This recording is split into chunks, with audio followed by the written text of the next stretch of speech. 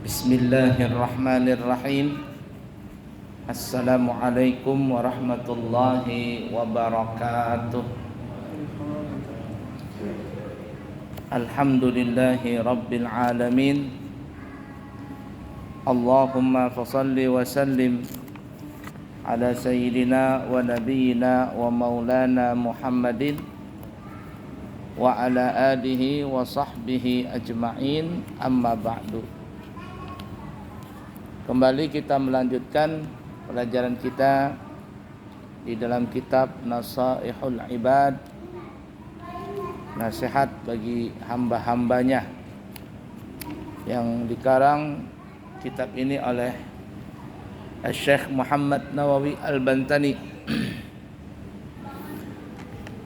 Dan ini kitab syarah daripada kitab Al-Munabbihat 'alal Isti'dad di Yaumil Ma'ad, karangan daripada Al-Imam Ahmad bin Ali bin Muhammad bin Ali bin Ahmad Syihabuddin Abu Fadl Al-Kinani Al-Asqalani Al-Misri, yang lebih dikenal dengan gelarnya Al-Imam Ibnu Hajar Al-Asqalani.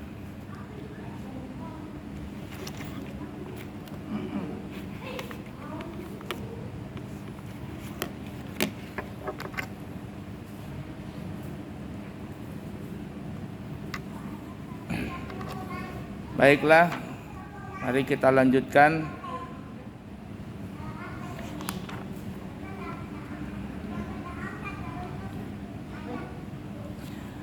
Kita akan membahas nasihat yang mempunyai 4 nasihat.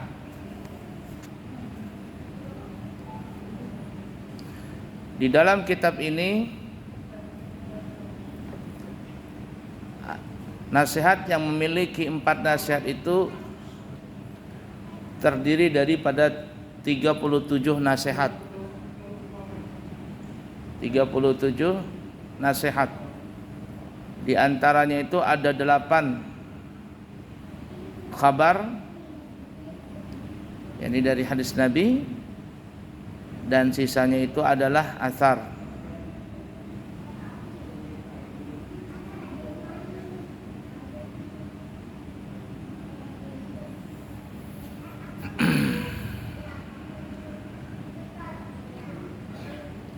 Baik, kita awali daripada makalah yang pertama.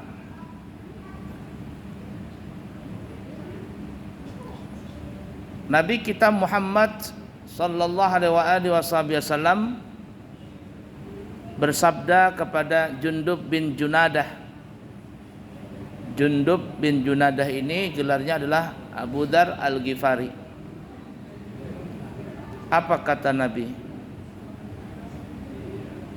Jar Nabi, ya Aba Dzarrin, jaddidis safinata fa innal bahra amikun wa khudhiz zada kamilan fa innas safara ba'idun wa khafifil himla fa innal uqbata kathudun wa khlisil amala fa innan naqida basirun. Yang artinya, wahai Abu Dzar, kata Nabi,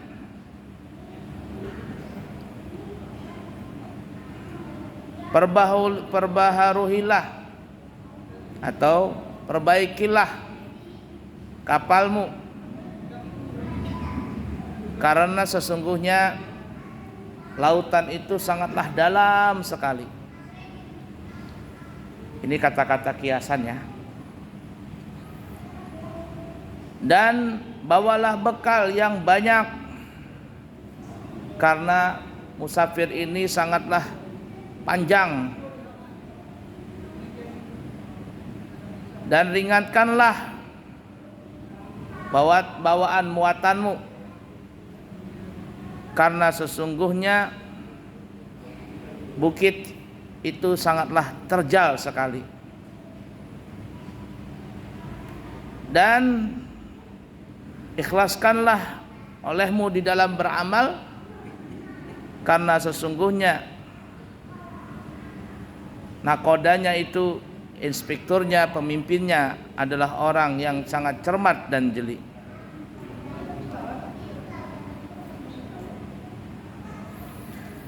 Baik, kita akan bahas satu persatu. Jaddidis safinah, perbaikilah kapalmu. Apa yang dimaksud oleh Nabi kapal? Di sini artinya memperbaiki niat, agar dengan begitu maka sempurna perbuatan atau penyingkiran perbuatan dapat berfungsi ibadah serta mendapat pahala guna keselamatan dari azab Allah. Ya, jadi kapalnya dikuatin karena lautan itu sangatlah dalam, ombaknya besar, lautnya dalam. Artinya kita punya niat, punya hati kuat, jangan gampang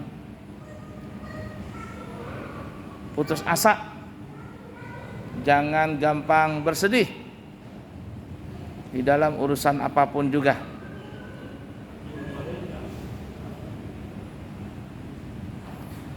Sayyidina Umar ibn Khattab radhiyallahu ta'ala anhu, yang dikenal dengan Umar Al-Faruq,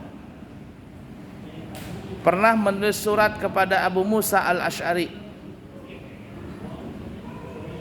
Apa tulisannya? Barang siapa tulus niatnya, kata Sayyidina Umar, maka Allah akan mencukupi semua keperluannya terhadap Allah dan terhadap sesama manusia. Tuan Salim bin Abdullah bin Umar bin Khattab menulis surat kepada Sayyidina Umar bin Abdul Aziz. Ketahuilah wahai Umar bin Abdul Aziz, sesungguhnya pertolongan Allah terhadap hamba itu sebesar kualitas niatnya, kualitas hatinya. Barang siapa tulus niatnya, maka dia akan memperoleh pertolongan yang sempurna. Dan siapa yang kurang niatnya, tidak tulus niatnya, maka pertolongan Allah pun kurang sekian itu pula. Jadi nasihat pertama Rasulullah kepada Sayyidina Abu Dzar Al-Ghifari, Jundub bin Junadah, adalah yang dimaksud tadi, perbaguskanlah kapalmu karena sesungguhnya lautan itu sangat dalam. Maksudnya adalah tuluskan niatmu, hatimu bersihkan, karena sesungguhnya di dalam urusan dunia ini sangatlah banyak huru haranya. Coba lihatlah kapal. Kalau kapal itu kapal yang hanya menyeberangi Balikpapan Penajam, itu kapalnya ya cukuplah kelutuk, kapal speed. Tapi kalau kapalnya menuju ke Surabaya, jangan pakai kapal kelutuk, jangan kapal speed, bahaya. Karena di tengah laut, lautnya dalam, ombaknya besar.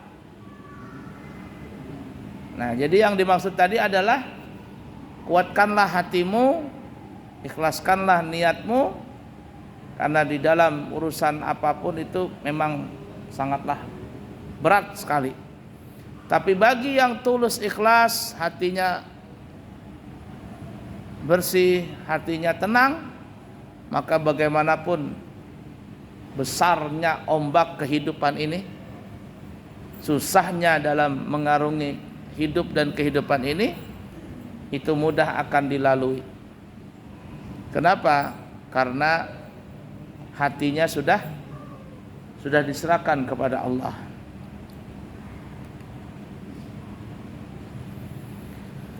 Nah, yang dimaksud dengan perjalanan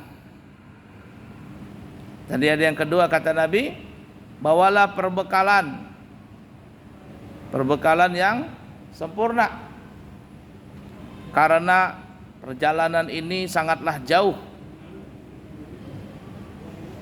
Maksud perbekalan yang sempurna itu yang lengkap.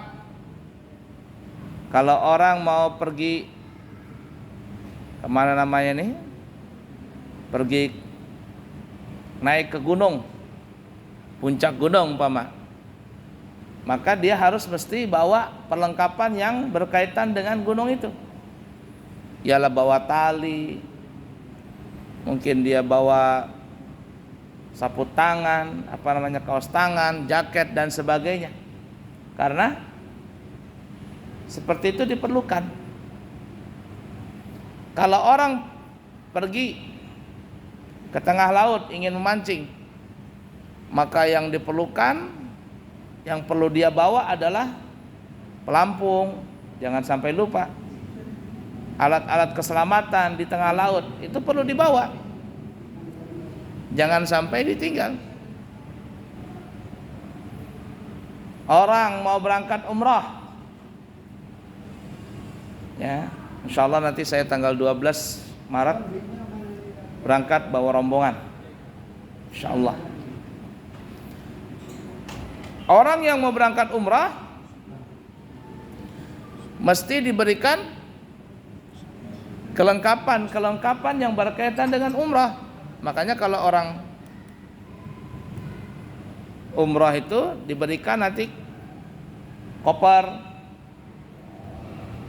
satu, diberikan kain ihram, diberikan buku panduan di dalam manasik. Kenapa? Karena itulah yang disebut khudziz zada kamilan, bawalah perbekalan yang sempurna, yang cukup. Kalau seandainya ada orang umrah ikut travel mana umpama, ternyata travelnya tidak memberikan perlengkapan umrah, koper nggak dikasih, kain ihram nggak ada, ya, ikat pinggang nggak ada, pasti orang akan bingung, ini gimana sih? Katanya travel umrah, tetapi kelengkapan umrah tidak dikasih. Bagus, sudah. Satu, naikkan volumenya lagi. Volumenya dinaikkan lagi. Nah, jadi seperti itu tuh.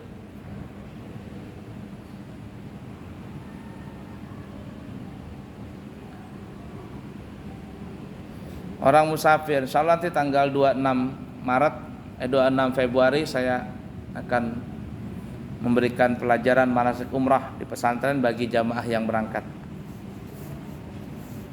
Itu biasanya nanti saya akan berikan pelajaran itu menjadi 3 tahapan. Yang pertama, perlengkapan dan kelengkapan apa saja yang dibawa ketika berangkat umrah. Ya, sewajarnya saja ya, paspor jangan sampai ketinggalan, vaksin 1, 2, 3 dibawa semuanya kan ya. Diperlukan apa ya, obat-obatan. Kalau ada jamaah yang memang punya penyakit khusus, dia punya obat khusus, jangan sampai gak dibawa. Vitamin-vitamin untuk menjaga stamina di sana dibawa, diminum, bukan hanya dibawa nanti. Kemudian ya diperlukan mungkin nanti jarum, benang, gunting, itu perlu. Ya, sendal jepit. Nah, itu bagian pertama. Nanti bagian kedua adalah tentang masalah tata cara manasik umrah. Dan yang ketiga adalah tata cara melaksanakan sholat musafir dan cara beristinja pada saat musafir. Itu akan saya terangkan pada saat manasik nanti.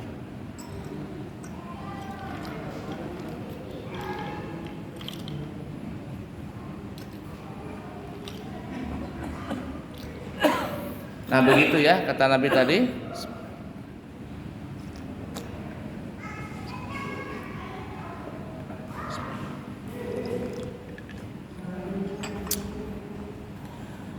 Baik, kita baca syarahnya.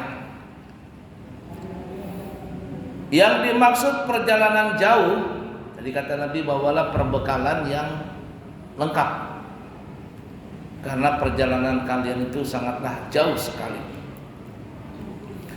Yang dimaksud dengan perjalanan jauh itu adalah menuju akhirat. Pernah kita bahas di sini bahwa kita ini akan melewati 5 alam, dan sekarang kita baru masih yang alam ketiga. Alam pertama adalah disebut alam arwah. Sebelum Allah menjadikan kita punya jasad ini nongol di dunia, roh kita itu sudah ada lebih dahulu, rohnya. Yang pertama, entah berapa lama kita di alam arwah sana. Kemudian yang kedua, alam rahim. Di situ mulai diciptakannya jasad kita masing-masing di alam rahim ibu kita. Setelah alam rahim, kita sekarang maksudnya sekarang berada di alam yang ketiga, yaitu alam dunia ini. Ini alam dunia, kita tinggal sekarang di sini. Kemudian tidak lama lagi, entah siapa yang duluan, nanti akan masuk selanjutnya, yang keempat adalah disebut alam kubur. Alam kubur. Masuk kita di kubur situ, istirahat sebentar. Alam kubur ini ada terbagi dua kata ulama. Yang pertama ada alam barzakh. Yang kedua ada alam kubur yang kita baru sebutkan tadi. Kalau alam kubur itu tempat jasad kita disemayam, dalam tanah itu dikubur tuh. Dan yang kedua disebut alam barzakh. Itu alam untuk istirahatnya roh-roh kita, ditahan di alam barzakh itu. Rohnya alam barzakh ini maksudnya itu terbagi dua. Ada disebut namanya illiyin, ada yang disebut namanya sijjin. Alam barzakh illiyin, alam barzakh sijjin. Illiyin itu adalah tempat arwahnya, istirahatnya para arwah-arwah orang yang saleh. Di illiyin itu. Jasadnya di alam kubur, sedangkan rohnya di illiyin.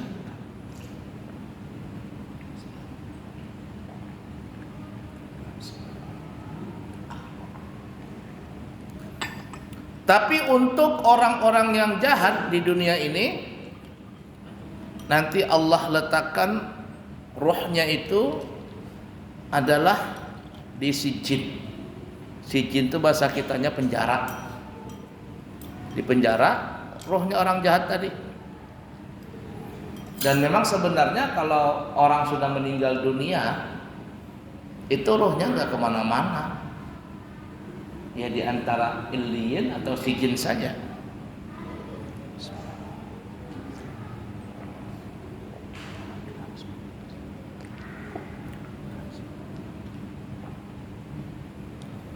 Tapi kalau Allah berkehendak, ya mungkin saja Allah memberikan roh itu berjalan-jalan, bertemu dengan orang-orang soleh, seperti di malam Isra dan Mi'raj, para nabi dan rasul itu arwah mereka bertemu dengan nabi kita. Di mana itu? Di Masjidil Aqsa. Semua para nabi dan rasul. Nabi dan rasul itu kan berjumlah yang terhitung 124.000. Kalau 124.000 itu kalau dia bentuknya manusia kira-kira sampai kemana banyaknya manusia itu? Mungkin dari sini sampai ke kebun sayur di mana?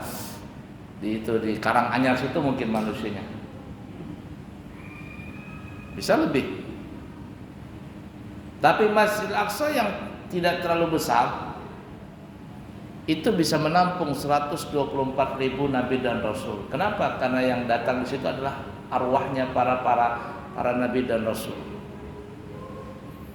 Dan nabilah yang disuruh memimpin sholat di Masjidil Aqsa itu. Nah, jadi memang kalau di alam kubur itu untuk jasadnya, tapi kalau di alam barzakh itu untuk arwah. Di alam barzakh ini ada illiyin untuk orang saleh dan ada sijin, penjara bagi roh-roh orang-orang yang jahat. Tidak kemana-mana di situ saja. Tapi kalau Allah berkehendak bisa saja Allah melepaskan roh itu. Tapi nanti kembali akan ke alam barzakh lagi. Itu yang keempat. Nah kemudian yang kelima nanti baru kita masuk ke alam akhirat. Itu terjadi nanti setelah terjadi kiamat, lalu masuklah di alam akhirat. Ya kiamat, kemudian mati, kemudian dihidupkan lagi. Alam akhirat itu diawali dengan yaumul ba'tsi, hari kebangkitan. Nah, dikembalikan lagi jasadnya kita masing-masing. Kemudian Allah melepaskan arwah-arwah tadi yang ada di illiyin, ada yang ada di sijin, lepas arwah ini mencari jasad kita. Arwah-arwah ini mencari jasadnya masing-masing. Tergabunglah roh dan jasad itu.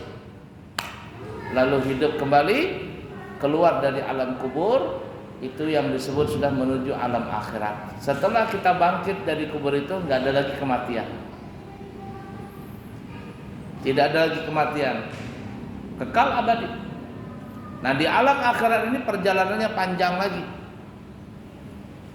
Kalau di dunia sehari semalam itu 24 jam, kalau di akhirat nanti setelah diawali, maksudnya diawali dari hari kebangkitan, satu hari di akhirat itu sama dengan 1000 tahun di dunia. Satu hari di akhirat ka'alfi sanatin mimma ta'udun, seperti 1000 bulan, 1000 tahun di dunia ini. Di hari-hari kebangkitan, kemudian disusul dengan hari penghalauan, dihalau. Kemudian hari perkumpulan padang mahsyar. Kemudian lanjut dengan hari pembagian catatan amal, bagi raport bahasa kita lah. Kemudian yang kelima ada nanti syafaat. Yang keenam nanti ada hisab, ditimbang.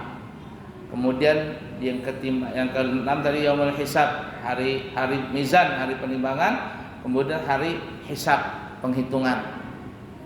Kemudian ada syafaat. Kemudian siratul mustaqim. Lalu yang terakhir surga atau neraka. Nah oleh karena itulah tadi Nabi bilang kepada Abu Dzar Al-Ghifari, wa khudhiz zada kamilan fa innas safara ba'idun. Bawalah perbekalan yang cukup karena perjalananmu ini sangatlah jauh.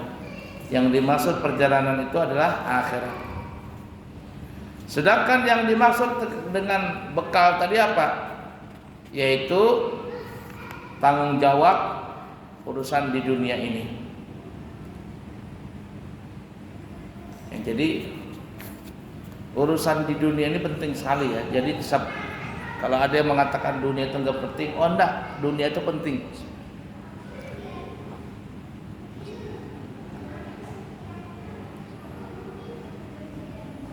Kenapa dunia itu penting? Karena dunia ini adalah untuk kita mencari amal. Kalau kita tidak mementingkan urusan di dunia ini dalam mencari amal, maka kita nggak bawa bekal, nggak ada bawa bekal. Oleh karena itu pentingnya urusan dunia ini. Yang dimaksud urusan dunia ini mencari amal kebaikan. Bentuk amal itu sangatlah banyak, bukan hanya yang ibadah mahdhah, ibadah yang betul-betul murni seperti sholat, puasa, itu kan yang murni. Tapi ada ibadah ghaira mahdhah yang dikatakan sepintas nggak murni, tapi itu ibadah. Seperti kita gotong royong, seperti kita nolong orang, ya, seperti kita senyum, membantu orang yang lagi kesusahan. Itu mungkin orang dianggap itu biasa-biasa saja. Menjaga kerukunan di rumah tangga, menjaga kerukunan di RT. Ya, ikut kalau ada ronda malam ikut jaga malam umpama. Siapa bilang itu nggak dapat pahala? Oh, pahala itu. Pahala. Nah, kumpulkanlah pahala-pahala itu untuk bekal kita. Kenapa? Karena musafirnya jauh. Yang disebut musafir tadi perjalanan menuju akhirat. Masih jauh lagi sampai ke surga, itu masih jauh. Mungkin sudah miliaran tahun baru kita bisa sampai nanti ke surga itu. Dan mudah-mudahan kita sampai semuanya ke surga. Amin ya rabbal alamin.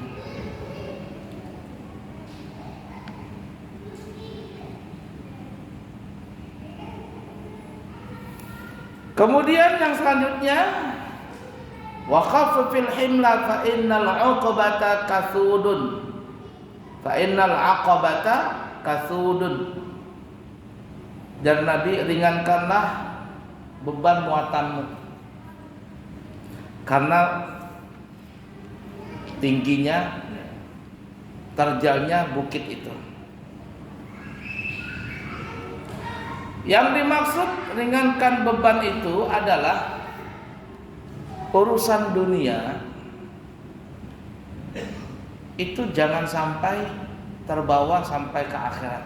Arti urusan dulu gini ya, umpama utang piutang itu jangan terbawa sampai ke alam kubur. Ya, kemudian apalagi sengketa dengan orang, ringankan itu. Karena kalau kita nggak selesaikan di dunia, itu menjadi beban berat. Itu bukan bekal ya. Kalau bekal tadi amal soleh, kebalikannya ini ya, jadi apa namanya itu berat, seperti menyakiti orang, zalimi orang. Dosa-dosa itu jangan sampai terbawa. Khaffifil hamla, ringankanlah bawaanmu. Jadi kalau ada sengketa-sengketa di dunia ini, segera selesaikan.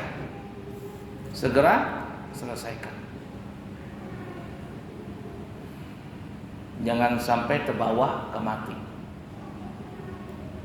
Ada cerita lucu, ini lucu aja ceritanya.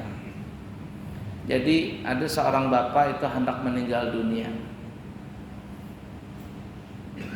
Lalu dia panggil anaknya, "Nak, ya bah, ada apa bah? Ini abah hendak berpandir setomat. Bapak mau ngomong," katanya. "Iya pak." Kata bapaknya, "Nak, kayaknya bapak ini nggak panjang lagi umur. Kayaknya sudah bapak ini mau dekat mati." "Ya terus gimana pak?" Kata abahnya, "Coba Pak Nak bawa abah ini ke ladang sawah di sana." Kata anaknya, "Kenapa bah?" "Abah mau nunjukkan batas tanah-tanah." Anaknya semangat. Kenapa? Karena bakalan dapat harta warisan. Digendonglah bapaknya tadi ke pematang sawah, pematang ladang. Sampai di situ bapaknya pun berkata, "Nak, itu ingatin ya, patok yang di sana sampai di sana itu tanahnya Bapak Haji Fulan. Patok yang di sana sampai ke sana itu tanahnya Bapak si Fulan. Patok sini sampai ke sana itu patoknya si Fulan." Pokoknya yang disebut tanah itu punya orang terus. Lalu anaknya bilang, "Pak, dari tadi Bapak nunjukin tanah orang terus. Tanahnya Bapak mana?" Kata bapaknya, "Aku nggak punya tanah." "Lah terus kenapa Bapak nunjukin, minta dibawakan ke sini?" Kata bapaknya, "Aku bilang abah ini mau nunjukin tanah supaya, dan itu tanahnya orang, supaya kamu jangan ngambil tanahnya orang, itu bukan tanahnya abah. Kemarin abah kebun di sini tuh bukan punya abah tanahnya, cuman abah tuh dikasih injam aja, disuruh pakai tanah tadi, jangan diambil tanah orang." Apa kata bilang anaknya, "Kalau begitu pak, nggak apa-apa sudah, tapi bapak pulang ke rumah jalan sendiri aja." Anak tadi hendak mengharapkan harta warisan, ternyata kisahnya lain. Nah salah juga bapaknya, betul bapaknya. Cuman anak ini terlalu pede apa jalan orang tuh ya, terlalu maharap sekalinya tanahnya orang.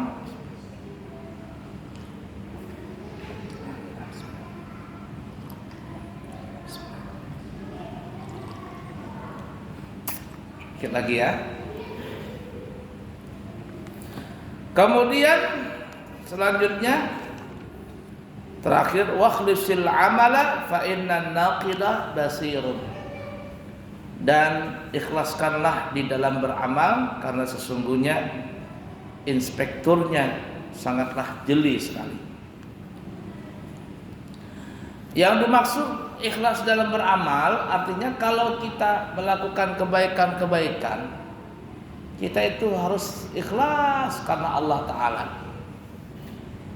Bangun ini, bangun itu, ini bangun kita masjid, Masya Allah, mudah-mudahan lekas untung masjidnya, Insya Allah ya, banyak yang nyumbang. Ketika kita membangun sesuatu yang kebaikan-kebaikan tadi, ikhlaskan karena Allah Ta'ala.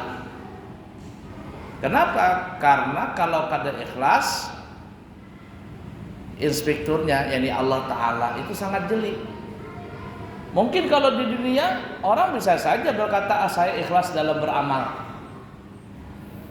Tahun depan tuh musim kampanye, nanti ketika Idul Fitri banyak tuh yang dapat sapi itu, kirimin dari partai sefulan, dari fulan ngirim sapi, kambing, ya dia ngasih ambil aja. Tapi urusan niat dia ikhlas atau tidak ikhlas itu urusan dia dengan Allah Ta'ala. Kita mah nggak tahu. Waktu kampanye nanti ngasih sejadah, ternyata kalah, diambil lagi sejadahnya. Ada nggak begitu? Ya kan ya? Waktu kampanye dibikinkan jalanan masyarakat, sekalinya kalah, masyarakat ngambil, ditutup jalanannya. Ada nggak seperti itu? Yang seperti ini tidak boleh. Jadi kalau kita ingin ngasih sesuatu, kasihlah karena Allah Ta'ala. Orang mau muji kita, orang tidak memuji, itu bukan urusan kita. Jangan sakit hati gara-gara seperti itu. Orang yang sakit hati itu karena dia tidak ikhlas. Tapi kalau dia ikhlas karena Allah Ta'ala, dia gak bakalan sakit hati. Kenapa? Karena tujuannya bukan kepada makhluk, tapi tujuannya kepada Allah.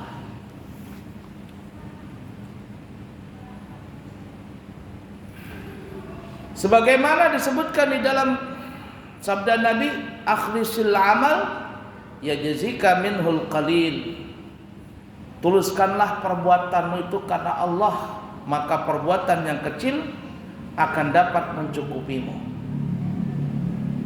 Jadi kalau kita ikhlas karena Allah Ta'ala, walaupun itu kecil, itu akan menjadikan kita bahagia.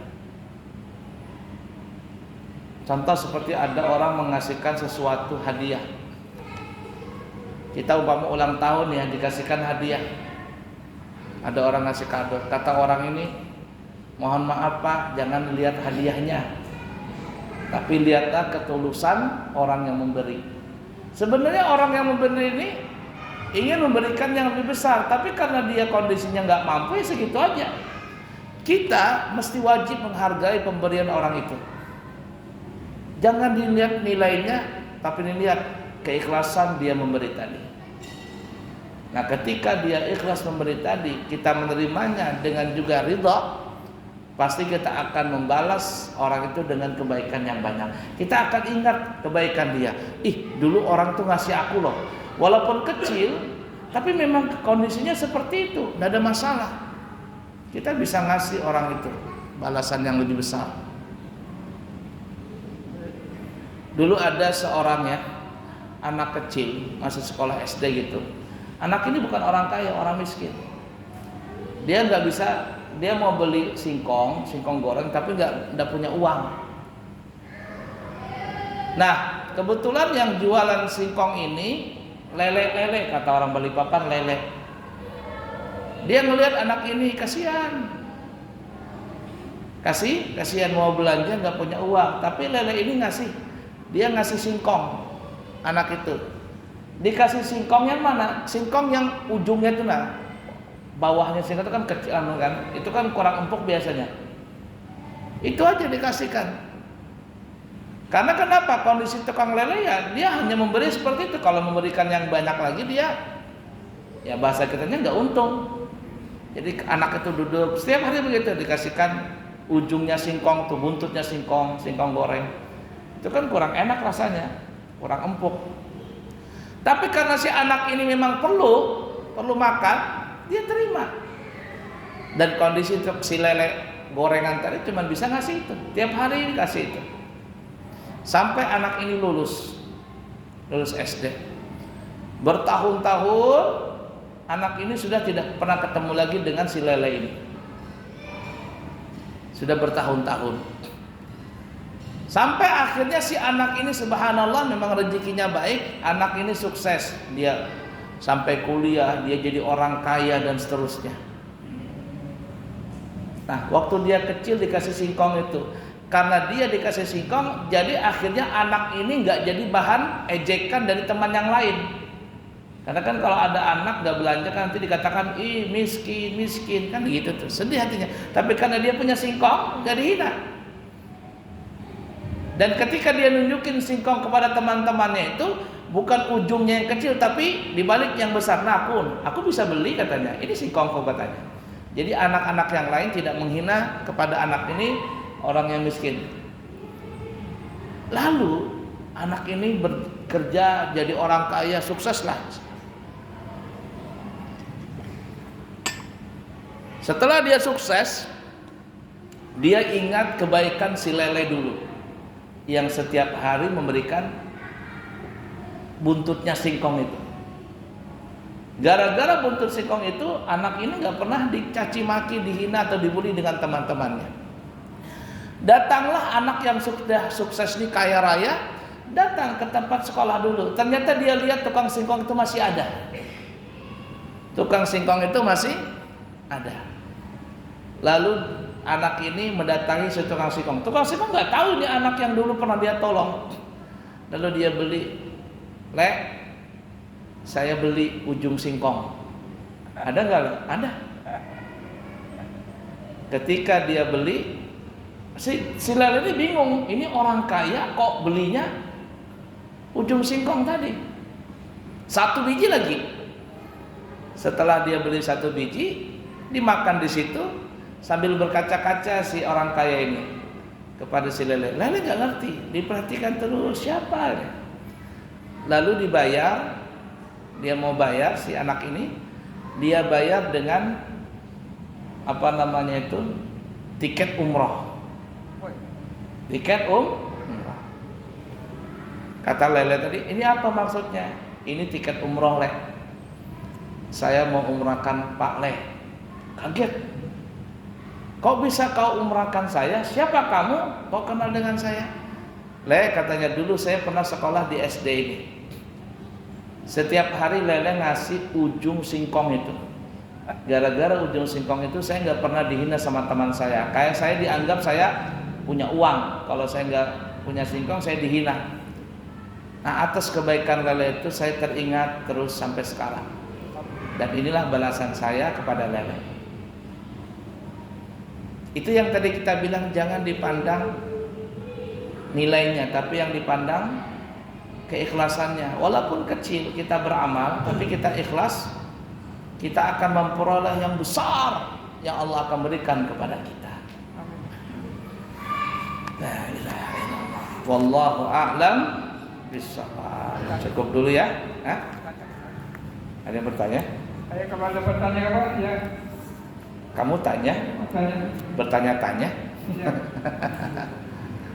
Nggak ada ya. Cukup dulu ya. Insyaallah nanti kita sambung lagi.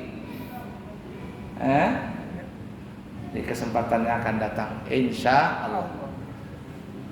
Semoga ada manfaatnya. Subhanakallahumma wa bihamdika asyhadu an la ilaha illa anta astaghfiruka wa atubu ilaik. Wa akhiru kalam. Assalamualaikum warahmatullahi wabarakatuh.